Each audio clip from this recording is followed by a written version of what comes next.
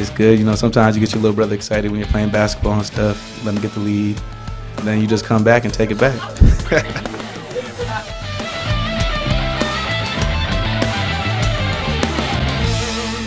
We're back with Bitter Rivals with Ted and Tom. Tom, we got so caught up in talking about the bowls, we really didn't talk about the game itself, which was, by my estimation and my opinion, if you didn't have a dog in the fight, the best game of the entire college football season to date. Well, yeah, there's a lot of great games this year. I have to really think it through, but it was definitely one of the most entertaining that I've seen. And there was a stage of that game, Ted, that I thought Sparty had it. It was 29-21, second quarter. They're closing out halftime. Yep. They're moving the football. Eventually Michigan State ended up missing a field goal, but the way they were clicking early on, especially in their side of the field, getting to midfield and beyond, I thought that was game over. Because I think if State had scored, well, if State had so many other opportunities to win this football game, but if they had scored right there, that would have been really difficult obstacle for Wisconsin to overcome. It reminded me of Tommy Hearns and Sugar Ray Leonard fight, where two prize fighters were sitting there going blow by blow by blow. And it reminded me a little bit of the October 22nd game, where there was a real ebb and flow to the game, where I really started to get concerned wasn't necessarily at the end of the second quarter. It's that we didn't score when we got the ball beginning the third quarter. Because I think that was the opportunity to really stomp on the chest of Wisconsin and throw the haymaker and just knock them out. And unfortunately, Wisconsin scored first beginning the second half, and I think that made it game on for the rest of the game. Right, there were some great plays, outstanding effort by both teams. Monty Ball was just, I keep thinking of Monty Hall. Let's make it ill. Well, you know, TV's top traders, Monty Ball. But the thing of it is, what I liked about watching Michigan State play was watching Kirk Cousins, B.J. Cunningham, Jarrell Worthy, all these, because he's coming out. All these guys are going to be gone next year. That's what, because those kids were all making plays, and I'm just relieved that they're all gone. Because Worthy's gone, don't you think? I mean, yeah, I think he's top 6 draft NFL. I think he's first round. Yeah, definitely. Yeah, and you know, his body of work the whole season. You know, and you know, God bless him. Greg Jones coming back his senior year was really a statement for the program. But you know, his teammate Jarrell Worthy saw what happened to Greg Jones, and his stock in the draft actually fell. I mean, yeah, it was great for Michigan State. It's time to go. See ya, man. You've done all you need to do. If you have an opportunity to be drafted, I think in the first round you go. Oh, without question. You know, so you get your advisors, and you know, you test the waters, and you find out where you may end up. And if it's the first round, you go. The money's too good, and there's too much at risk coming back. And I hate to say that because you know, we would be incredibly powerful with Worthy coming back. We're still going to be, I think, the #1 defense going into next season. It's too hard. I got to think through all the personnel, who's coming back to all the teams. But Le'Veon Bell is going to be another guy that hopefully after next year, after his junior year, he will leave, because he was scary good in this game. I thought he was extraordinary. The balance when he gets hit, his ability to retain, it's almost like doing, you know, his yards after first hit are amazing. You know, he had amazing balance, and Edwin Baker, I think, in my opinion, not being a Spartan fan, but just being an observer, a distant second in those two as far as running backs go. You know, again, I think it depends on the game. You know, Edwin Baker had a great game. Well, if he can hold on to the football. It has not been a problem since Wisconsin game. Yeah. You know, so it was a problem in the middle of the season, and that cost him his starting role. And Le'Veon Bell, you know, rose to the occasion and became the #1 running back almost by default because of the fumbles. But you know, it's 1A and 1B, and the forgotten guy is Larry Caper. And you know, I think Larry Caper is, given playing time, he's still an outstanding back. I don't have any problem. I think if you look at our offensive line, if you look at we're losing Foreman, but I think the rest of the line comes back intact except for the tight ends, and you got Deion Sims. Right. You look at the too deep on defense, we're stacked. But let's get back to the game. Dan Rochar has gotten a lot of flack through the season on some questionable scheming, most notably in the Notre Dame game and in the Nebraska game. Boy, he really rose to the occasion and really grew into the position as offensive coordinator, and they emptied the playbook. You know, if you look at all the different plays that they rolled out for the Big Ten championship, boy, what a great offensive scheme. Tell you what, though, you cannot squander opportunities. Michigan State they haven't been to the Rose Bowl since 1987. It's 24 seasons. This was their shot this year. Now they're losing. They got Maxwell, coming back at quarterback. They didn't give this guy any snaps this year for some reason, even though they had some significant blowouts here and there. I'm surprised. I didn't see that he got a lot of play. He played against Youngstown State. Well, yeah, he played the whole fourth quarter. Whatever. I mean, he hasn't been groomed along. He played. Is that a fair statement? He played early on. He played against Indiana. You didn't have a lot of opportunities to get him in the playing scheme. You know, it wasn't like nickel and Cousins, where you had 1A and 1B for half a season. And Keith Nichols is another great player that is gone. Right. So I'm glad to see him go as well. Thing about it is the reason I think it was important for Michigan State, from their perspective, to get to the Rose Bowl, I'm not going to even throw Michigan in here. I'm going to throw Ohio State. Because I think the presence of Urban Meyer is going to impact Michigan State negatively more than it is Michigan. Because Michigan recruits Michigan has a more national recruiting reach, if you will. It's a more of a national brand.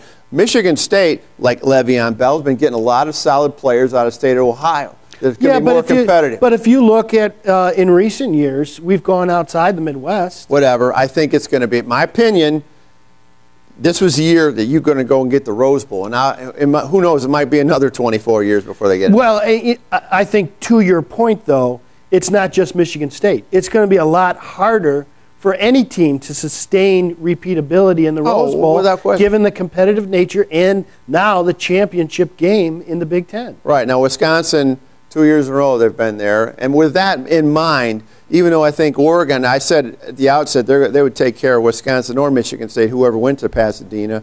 And I'm kind of going back and forth on that because Wisconsin played TCU pretty tough. They've been out to Pasadena. And I think there's some part of me that thinks that they might get it done out at the Rose Bowl. Well, Tom, let's walk through the Big Ten challenge, if you will, in the bowls coming up. All 10 of them?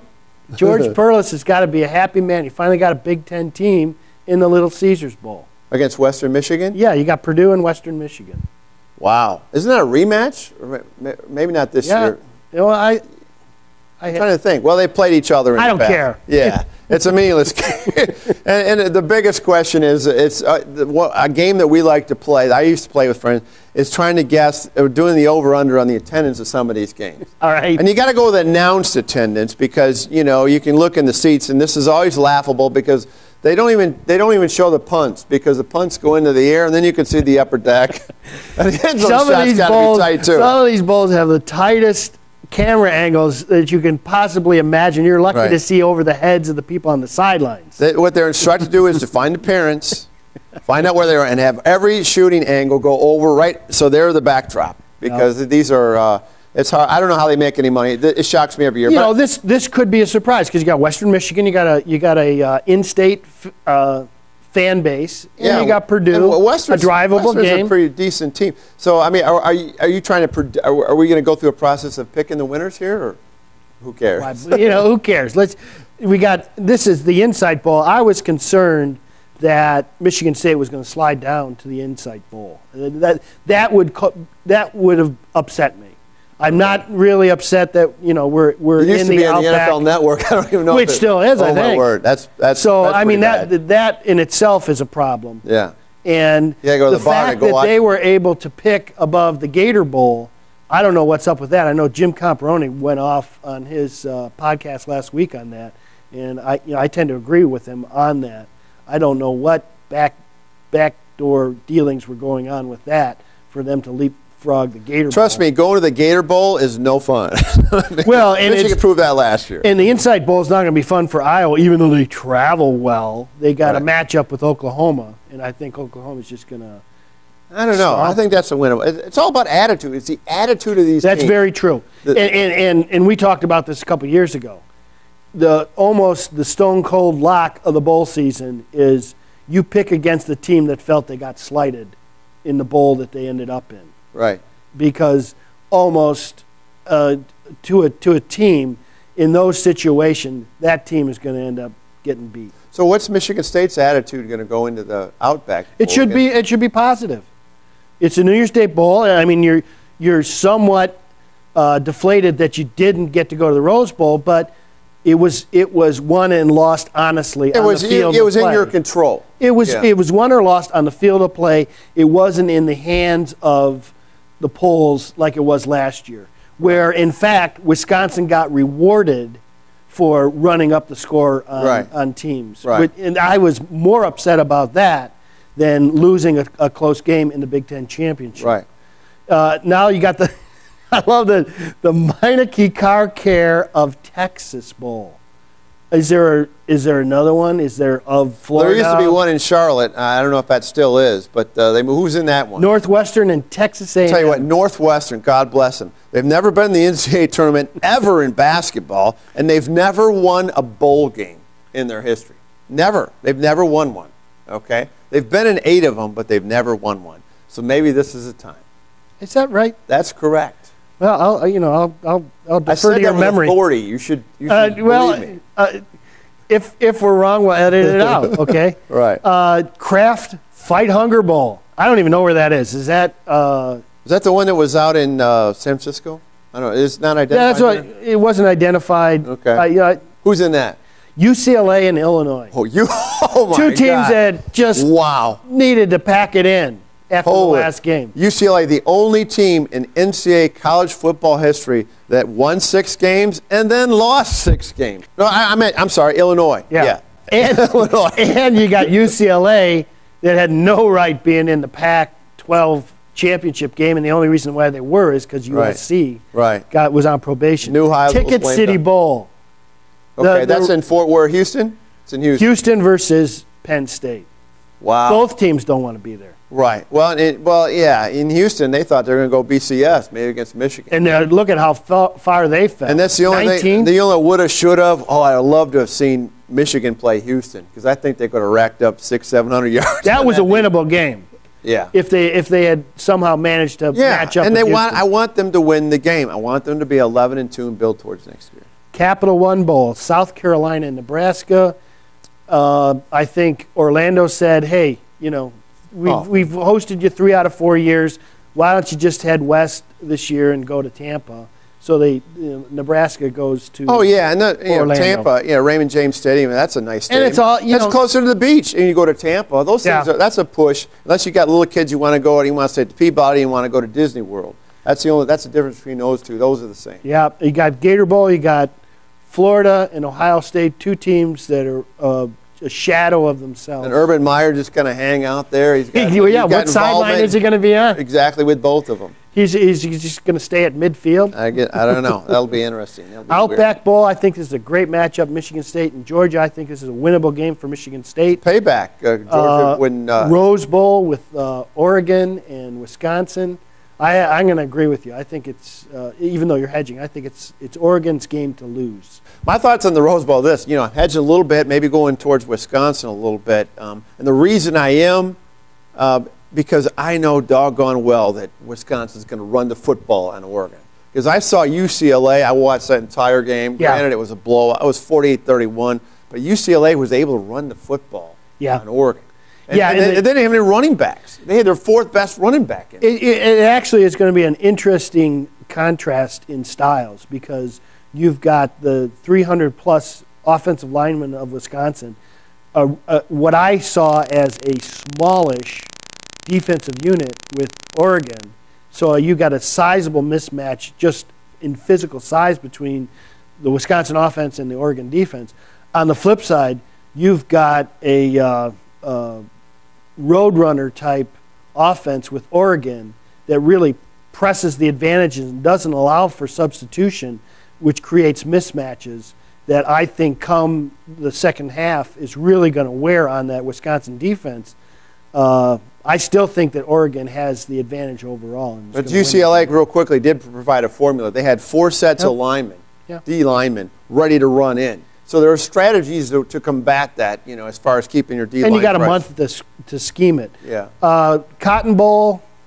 The only thing I want to say about the Cotton Bowl is if any teams have a bitch, it's going to be Arkansas and Kansas State, which ended up 6 and 8 in the poll and got pushed out of the BCS. Hey, TCU or Arkansas, you know, they only lost to Alabama and LSU. You know, Right. I can't argue with that.